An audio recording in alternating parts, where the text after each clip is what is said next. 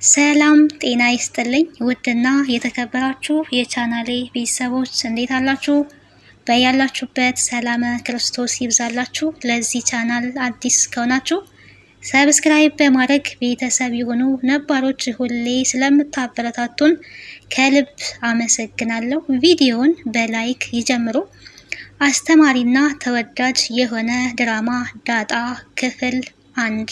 ዳጣ እንግዲህ ተጥላ በህፃንነቷ ኪዳነ ምሕረት ቤተክርስቲያን አካባቢ ተጥላ ያደገች ጎዳና ላይ ያደገች ልጅ ስትሆን ማነኝ ከየት መጣው ከሰው ነው ወይ የተፈጠርኩት የሚል የወላጅ የማንነት ጥያቄ ለአመታት አብሯት እየቆየ ሲሆን ያ ታሪክ ደግሞ አሁን ላይ የሚፈታበት ሰዓት እንቆቅልሹ የሚያበቃበት ሰዓት ላይ ደርሳለች። ዳጣ ወላጆቿን እንደሌላት የጎዳና ልጅ ነኝ፣ ቤተሰብ የለኝም፣ ከየት ነው የተፈጠርኩት፣ መነሻዬ ምንድነው በማለት ለብዙ ጊዜ ስትተግስ ቆይታለች። በሞገስ አማካኝነት ግን ወላጆቿን ለማግኘት ጫፍ ላይ ደርሳለች። ከዚህ በኋላ የሚቀረው የዲኤንኤ ምርመራ ትክክለኛ አባቷ መሆኑን የምታረጋግጥበት ሰዓት ላይ ደርሳለች።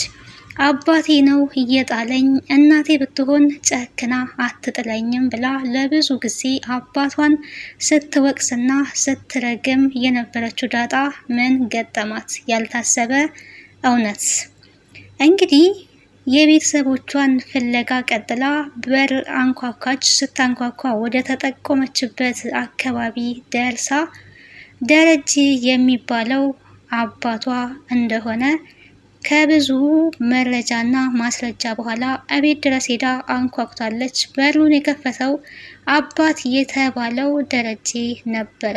እናንተ ማናችሁ? ምንድናችሁ? ከየትስ መጣችሁ? የሚል ጥያቄ ይደረድርላቸዋል አቶ ደረጀ ማለት ነው። ሞገስ እና ዳጣ ግራ በመጋባት ሞገስ ይቅርታ ሰው ፈልገን ነበረ ይቅርታ በማለት ይቅርታን ይጠይቃል። ዳጣ ግን እናቴ የት ናት? እኔ ዳጣ ነኝ። እኔ ወልደክ ኪዳነ ምሕረት በር ላይ የጣልከኝ ልጅክ ነኝ። ዳጣ እባላለሁ። ወዴትም አልሄድም። አንተ ደረጀ አይደለክ? በማለት እውነቱን ታፍረጠረጣለች። ይህንን የሰማው አባት ለረጅም ዓመታት እንቆቅልሽ የነበረበት ልጁ የተጣለችበት አባት ግራ በመጋባት የምትሉት ነገር ሊገባኝ አልቻለም። ምን እያላችሁ ነው? ስለምትዩ ነገር ላቅ አልችልም ነው ያላት። አንተን አልፈልግህም፣ አለመቀበል ትችላለህ። እናቴ የት ነው ያለችው? እናቴ ውስጥ ናት ያለችው?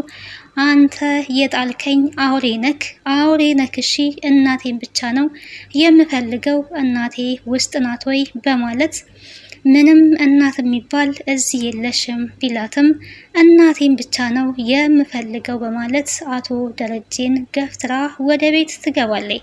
ወደ ቤት ስትገባ ምን ገጠማት? ቤተሰቡ በሙሉ በድንጋጤ ተፋጦ እሷን ማየት ጀመረ። በድንገት በርግዳ የገባችው ዳጣ በድንጋጤ ነው የቆመችው። እቤት የነበሩት የዳጣ ወንድሞቿ፣ እህቷ፣ ሁለት እህቶች እንደዚሁም ቤት ያለ ናታን የሚባል ወንድ ልጅ እንዲሁም የአቶ ደረጀ ሚስት ማርቲ እንዲሁም ደግሞ ከኩሽና ሰራተኛቸው ብቅ ብለው ሁሉንም ግራ በመጋባት ይመለከቱ ነበረ።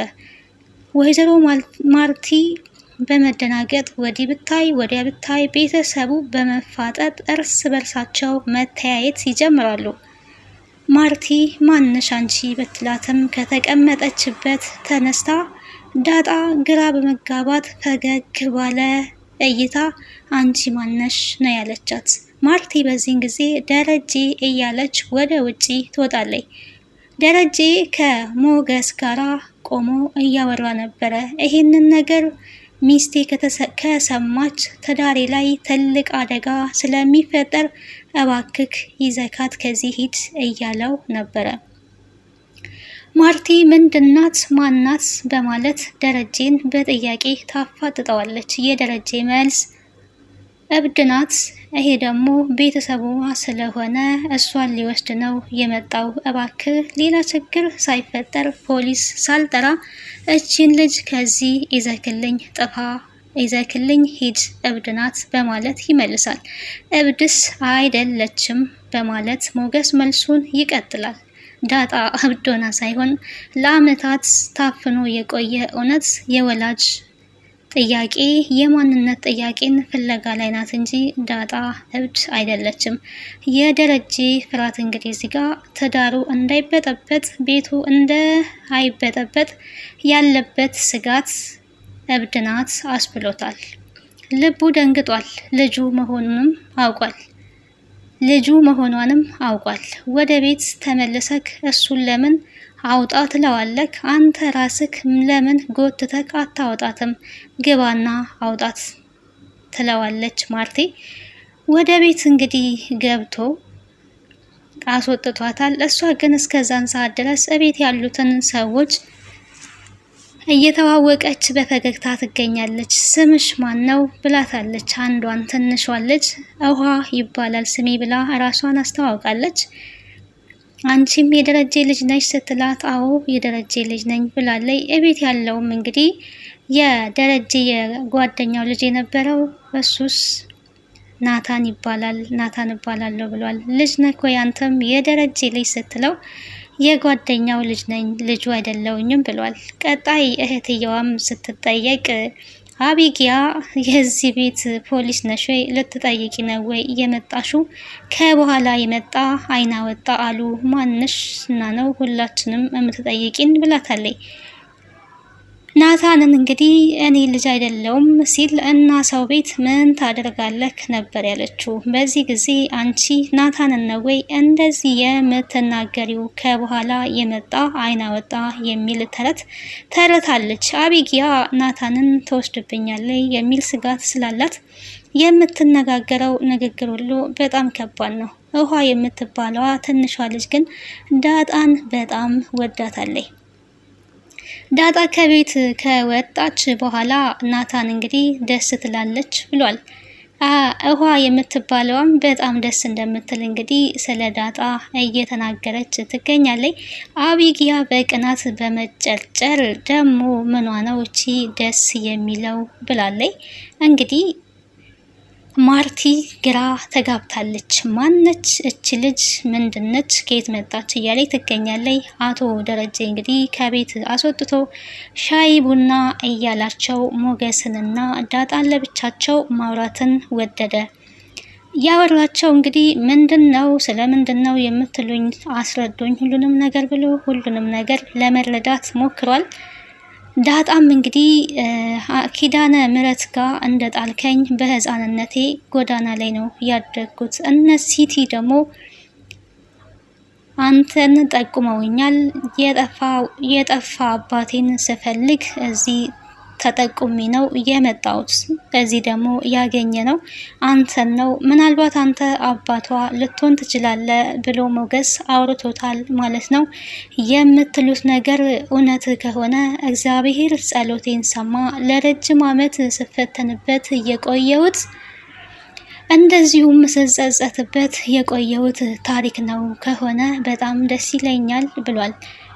ወደ ኋላ ተመልሶ እንግዲህ ለማስታወስ ሞክሯል። አንተነክ አባቴ ማለት ነው፣ አንተነክ እየጣልከኝ በማለት እንግዲህ ዳጣ በቁጭትና በእልህ ትናገራለች። ቆይ ተረጋጊ ላስረዳሽ በማለት አቶ ደረጀ እንግዲህ በሆነ አጋጣሚ በአንድ ቀን ስህተት ነው የተፈጠርሽው። ትዳሬ እንዳይበጠበጥ ወንድሜ ነው የጣለሽ እንጂ እኔ በፍጹም አልጣልኩሽም። ማታ ስመለስ ወንድሜ እንደጣለሽ ነው የነገረኝ። ከዛም በኋላ በጣም ተናደድኩኝ፣ በጣም ተበሳጨውኝ። የማደርገው ነገር ግራ ገባኝ። ሄጄ የተጣልሽበት ቦታ ብፈልግም ላገኝሽ አልቻልኩኝም። ከዛ ጀምሮ በጸጸት ኃጢአቴ እየከበደኝ በቁጭት አለውኝ። እውነት ልጄ ከሆንሽ በጣም ነው የምደሰተው። ፈጣሪ ጸሎቴን ሰምቶኛል ማለት ነው በማለት ይናገራል አቶ ደረጀ። ዳጣ እንግዲህ አሁን ላይ ትልቅ ተስፋ አላት አባቷ መሆኑን እንመሳሰላለን በሚል ድምዳሜ ደምድማለች ማለት ነው። ሁሉን ለማረጋገጥ ግን ዲኤንኤ ያስፈልጋል። ቀጣዩን ክፍል ወደ እናንተ ይዤ እመጣለሁ።